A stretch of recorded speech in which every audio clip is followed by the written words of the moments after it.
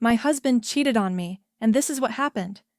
My life is a whirlwind of sippy cups, diaper blowouts, and toddler meltdowns. With Ellie, 4, Max, 2, and baby Nora, our cramped Willow Creek house feels like it's sinking under Cheerios and chaos. Tom, my husband, a mechanic, is barely around, always working late. I was too buried in motherhood to dig into it, but I felt the cracks in our marriage widening. Most nights, after wrestling the kids to bed, I walked to Mr. Carney's house down the street. He is an 82-year-old widower, frail in his creaky Victorian, and counts on me. I cook him beef stew, scrub his pots, and fold his worn flannels. "You're a blessing, Lila," he says, his voice rough but kind. I shrug, stirring the pot. It's just what neighbors do. It's also my quiet time away from the kids and the house. One evening, as I'm scrubbing his sink, Mr. Carney pulls a crumpled $50 from his pocket. "Take it, Lila, He says. for the kids' shoes or something." I laugh softly, pushing his hand back. That's sweet, Mr. Carney, but keep it. You can't afford that, and I'm okay. It feels silly to take money from an old man with patched furniture and a leaky roof. Tom's absences are getting harder to ignore. "Helping Jess with her car again," he mutters, tossing his keys down, lavender clinging to his jacket. Jess, the single mom next door with a sleek bob and a too-warm smile, has endless problems. Flat tires, dead batteries, a wobbly cabinet door.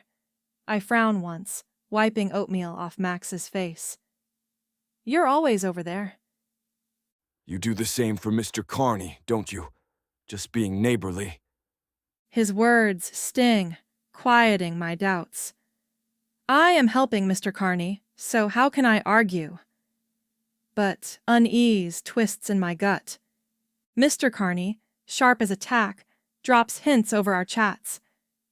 "That Jess, He says, sipping a cup of tea. she's real friendly with Tom, always calling him over."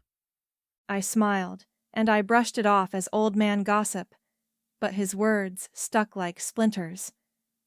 One night, I come home early from Mr. Carney's, my arms still smelling of dish soap.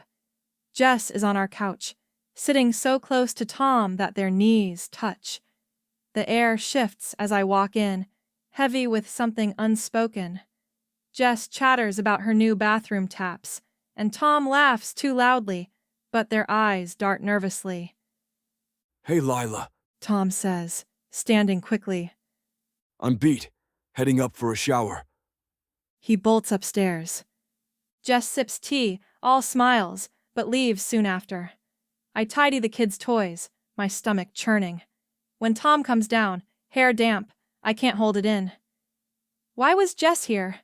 I ask, trying to sound casual, stacking Ellie's blocks. "Oh, she asked if I could install her new bathroom taps tomorrow," Tom says, shrugging. "They're leaking, and put together her new shoe cupboard." I glance around our house. The cubby house missing its door, letting raccoons wander in. The toilet that leaks, forcing us to shut off the water valve after every use. The kids' table and chairs, still boxed under the stairs for months. Anger flares, sharp and hot. Right, I say, my voice edging up. So you're fixing her taps and building her furniture, but our home's falling apart? The cubby house, the toilet, the kids' table, none of it's done, Tom. He rolls his eyes. "You're one to talk, Lila. You're always at Mr. Carney's, cooking and cleaning." My jaw tightens. That's different, and you know it. I mop our floors, feed our kids, do our laundry before I go to Mr. Carney's. I'm not dropping everything to play hero for him.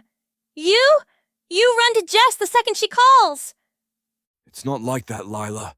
She's having a hard time with the divorce, and I was just trying to be friendly," he says, trying to diffuse the situation. "I'll install the taps and start to get around to our things as well." The next couple of days are a blur between the kids, playdates, house chores, and Mr. Carney's. I barely saw Tom. The weekend is coming up, and I say to Tom, "Let's do a family day. We haven't done anything as just a family, and maybe we will feel a little more connected." Tom agrees. Sounds great, babe. He hadn't called me that in months. We cuddled, and I started to get that fluttery feeling again.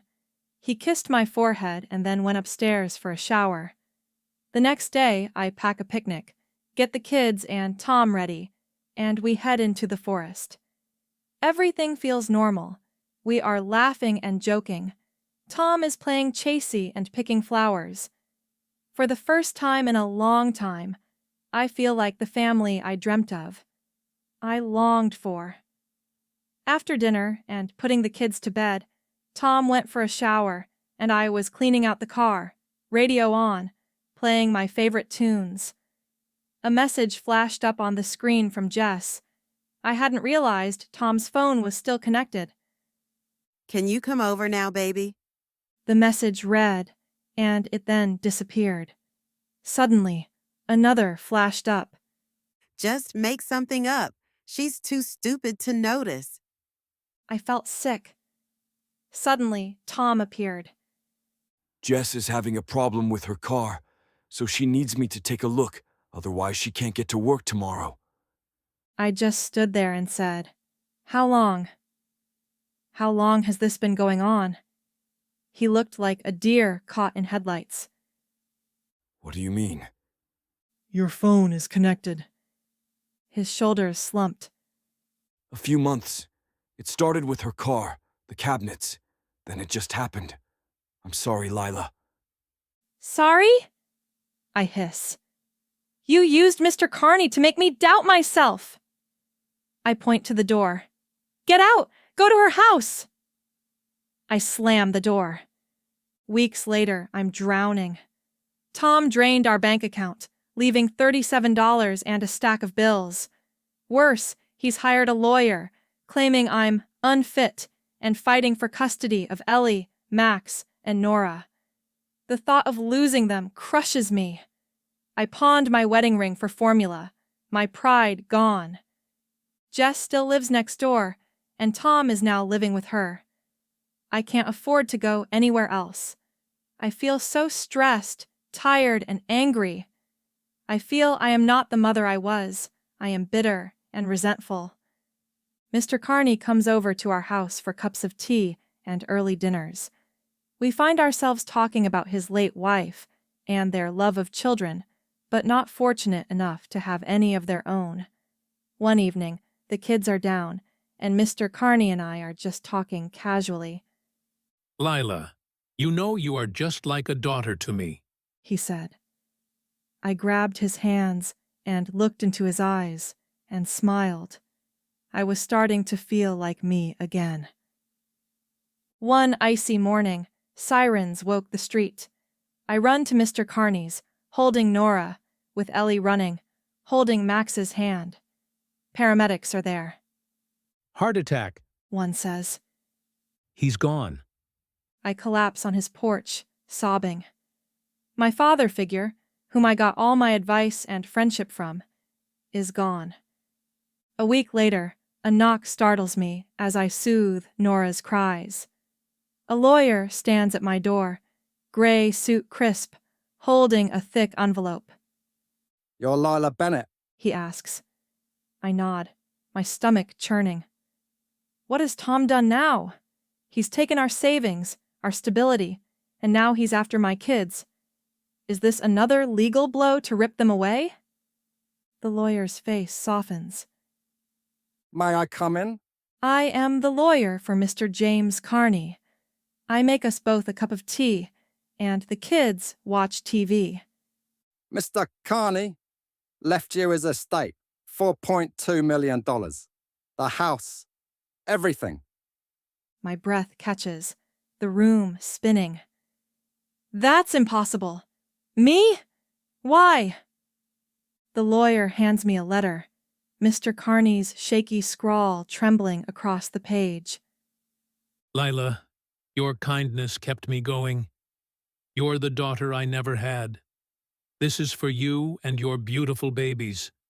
Live well. Tears blur the words. Mr. Carney, who lived so simply, had built a fortune through decades of savvy investments. I can now move away from Tom and Jess. The lawyer adds, The will is ironclad. No one can contest it, not even your husband.